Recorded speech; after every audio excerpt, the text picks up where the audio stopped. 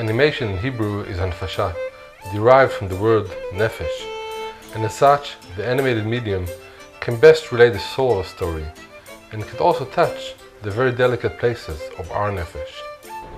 And that's why animation is the best vehicle to tell the stories of the best soul doctor in the world, Rabbi Nachman of Breslov. And here, Mavochor in Israel, is where all the magic happens. Let's go inside and see the team.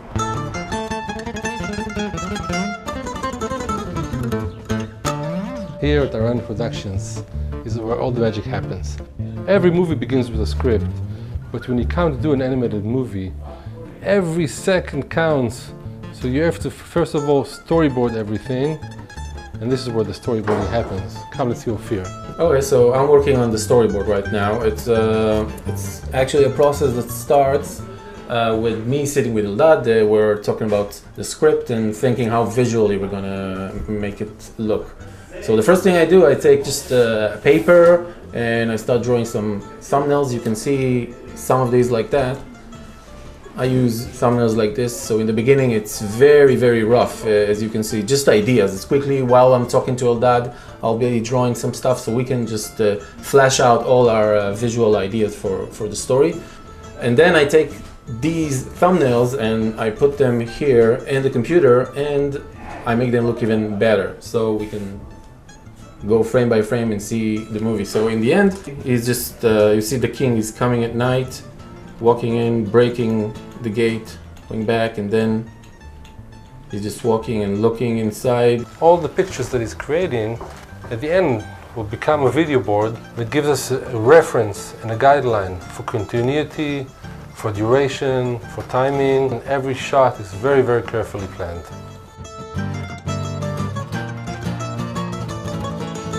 Our next station over here is the concept art station.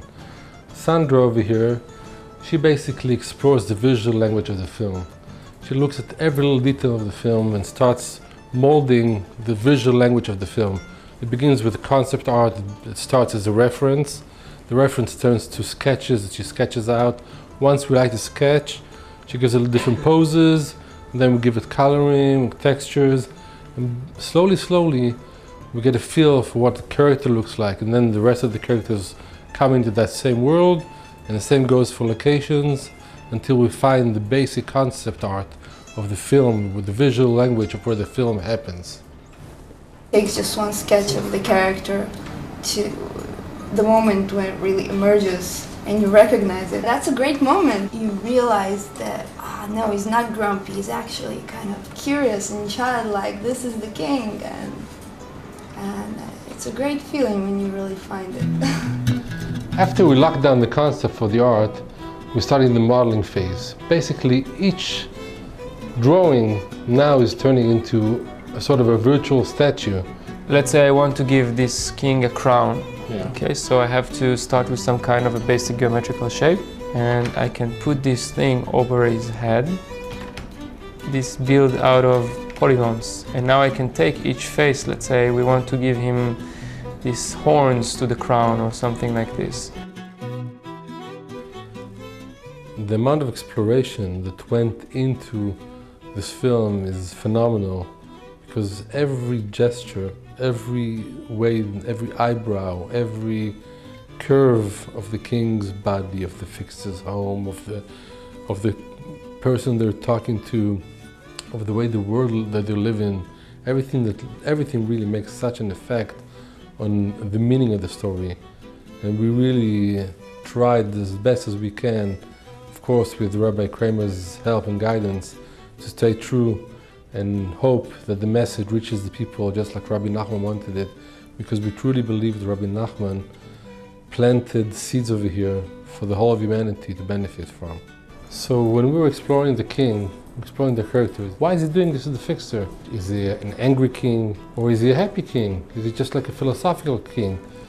When we did the first model of the king, his eyebrow was going like this, and we all said, you know what, the king looks like an angry king, a bit mean, but actually we decided he's not angry. So by just lifting his eyebrows a little bit and changing his facial expressions a little bit, it gives him a whole different character. each element, as you see, can changes the whole story. After we lock down the model, we have to give it life. In order to give it life, Almog has to build a rig. A rig is basically a virtual mechanical configuration of bones and muscles that allow the animators to move the character in certain ways. For the first time, I'm going to make the king sit on this chair. I have the model that's made out of polygons and vertices and faces. It's the material that we use, the geometry we use. And now I have to move it. So I give it a skeleton, I give it bones. These squares with the colors are the bones. And then I have to tell him which bone affects which area, like our bones and muscles. Now every bone affects an area. And before I even adjust it or make it precise, already now the king possibly can move. Let's try to move it for the first time. He moves his head for the first time. And then for the first time, the king sits down. The next phase is animation. Animation is actually moving, giving life into the whole process. And it's got to make sure every piece, every hand gesture is right, every eyebrow gesture is right. It's a very, very nitpicky work that takes a lot of time, a lot of effort, and really trying to mimicking the real live movement of a violinist in this case. Like an old puppeteer, but now using computer technology, everything comes to life. After the animator gives life to the whole process and gives life to the movement of the characters, the compositor over here gives the real live feeling to the picture by adding layers and layers of smoke, of glow, of real colors, and then making the picture look like real life as a real 3D image.